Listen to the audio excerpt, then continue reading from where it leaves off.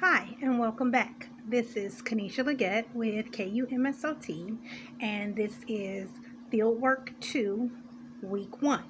Today I will be talking about what I've learned this week. We are looking at pediatrics for our Fieldwork 2 site. And so this week, what I learned is about chart review and information, the importance of reviewing the information, communicating properly with the interdisciplinary team, the appropriateness of communication both with the child and with the family member or caregiver, and the importance of it. I also learned about pediatric interventions and some safety protocols. All of this new information, even though it would be the same for treating adults, it differs when you treat children, because now instead of dealing directly with specifically only your client, depending on the age of the child you're treating, the family member or caregiver play important roles, and their needs and their routine must also be incorporated into the therapy that's being provided. The next thing I learned is, why is it important to provide that communication to the family members? And the reason you want to, one, explain what occupational therapy is doing, and what the interventions that you're taking the child through, why they're important, why they are appropriate, is because you want the parent and the family member to carry over those tasks and practice skills when they get home into their routine. So when you're choosing those intervention skills and intervention techniques, you kind of want to make sure that they are easy to demonstrate, easy to replicate and follow, and you also want to make sure that they are inexpensive and they fit easily into the family member's daily routine. Also, you want to make sure that you communicate the importance of the activity. Just because you understand the activity and you can see the benefit, it does not mean that, one, the client, the child, or the family member sees the benefit. So you have to explain why stacking blocks is important for a child, or why laying on their stomach is important for that child. What skills do those translate into regarding what the family needs done: bathing, dressing, self-feeding, social skills, handwriting, education. So you want to be able to translate what you're doing in the clinic to how it relates for daily occupational life. What is going to be the benefit of that activity that you're practicing in their everyday lives? The other thing that we took a look at today and we're going to discuss is providing an example as to how I would speak to a caregiver, separate from how I would speak to a child, regarding what occupational therapy is.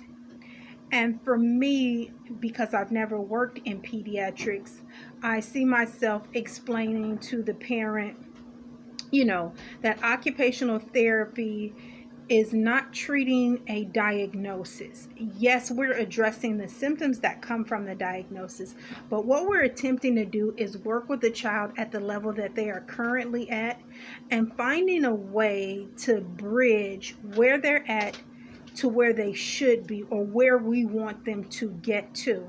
That we work with children of all ages and help them progress through their developmental stages, so that they can be as independent and as functional at home and in society at their age level as possible.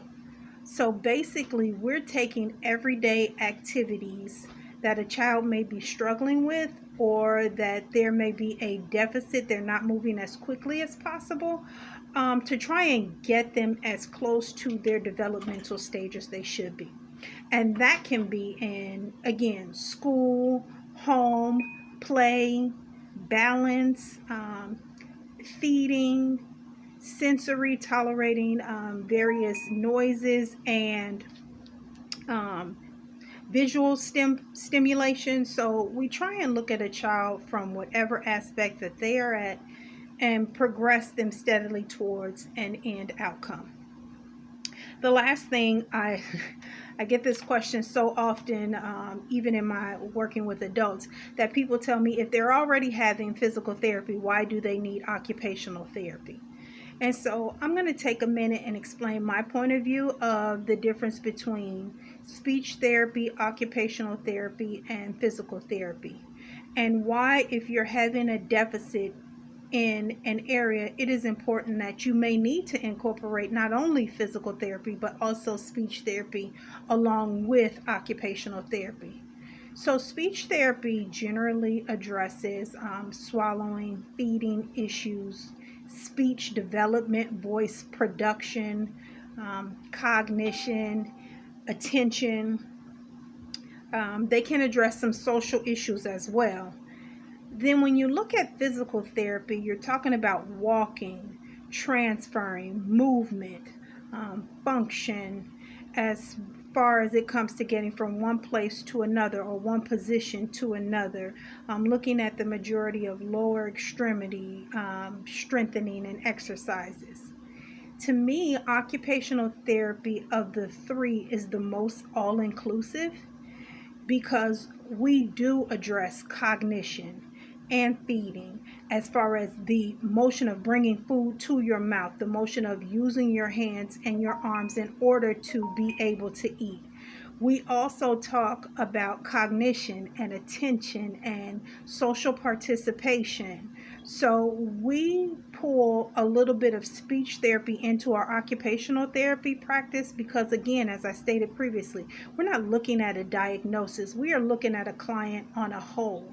So what we're taking is your deficits in each area and trying to combine them to find an intervention that will address each area to improve your overall skill in whatever your occupation is that you're trying to achieve. So basically, we're not just trying to get you to be able to walk or be able to understand a command. We're trying to get you to where you can function in life daily, the entire aspect of your life. We're talking about your spiritual, your social, your educational and work, your leisure and play activities. We're talking about everything that makes a person themselves, and that's what occupational therapy does. We do address walking and balance in regards to getting you from the chair to the kitchen, standing at the sink, washing the dishes, standing at the refrigerator to pull out food, standing in the shower to take a shower. Then you talk about the cognition or attention aspect, processing, sequencing the steps of brushing your teeth and combing your hair.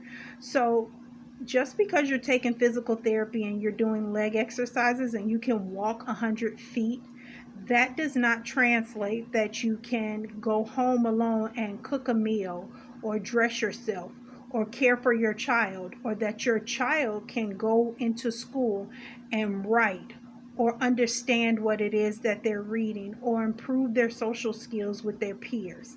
So occupational therapy is a combination of all three. We each hold a relevant place in the therapy practice.